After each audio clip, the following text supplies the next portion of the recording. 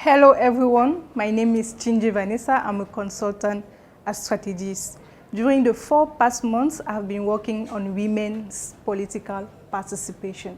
I have done this through two major GIZ projects, one in the MENA region, which objective was to bring together female leaders in the region that can collectively act as agents of change to break barriers to women's political participation.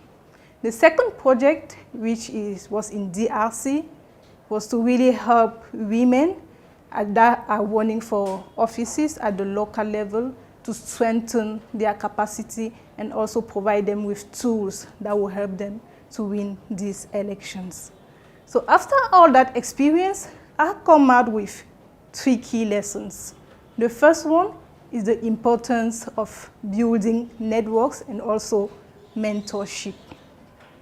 Why do I say that? Because with the project on the MENA region, we have seen what women coming together can have as a value addition. So it's really important to make sure that women come together to share their experiences and also best practices, because they share the same challenges that they face on the ground.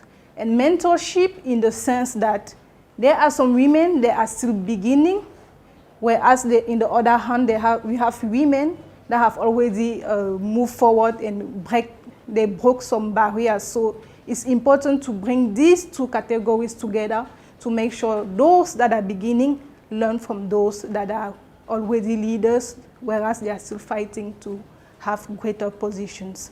The second lesson that I have learned is the importance of overcoming societal barriers. We will say we have laws, but laws are not sufficient. We need to ensure that policies, procedures, systems that are put in place to implement those laws are equitable.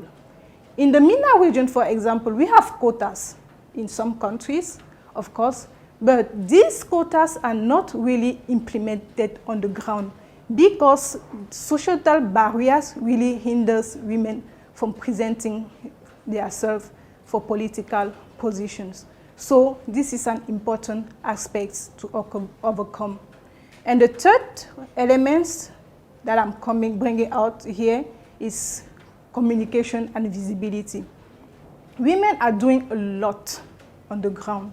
Due to lack of communication, it's not really visible. So they have to maximize on communication to really make what they are doing on the ground visible to the world and also visible to other women that are looking for role models to be able to get into the politics.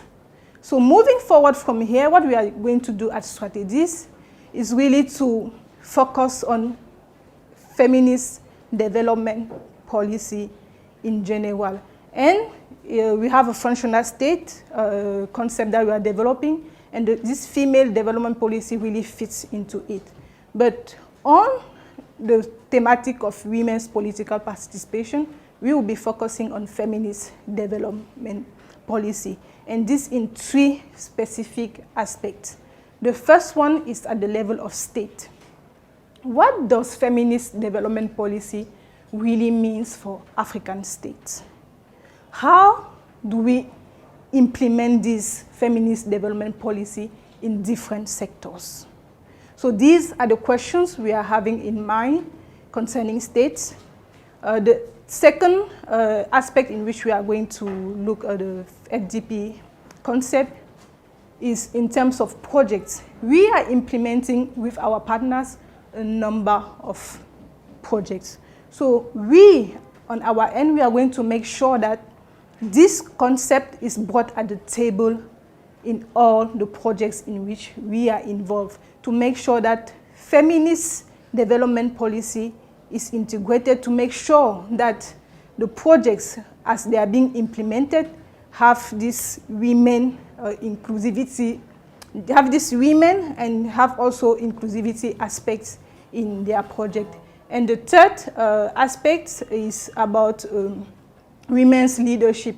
How do we at Strategist use these feminist development policies to improve the quality of services that we are offering to women in terms of capacity building, in terms of leadership training, and in terms of tools we are providing to these women to really get to those decisions-making positions.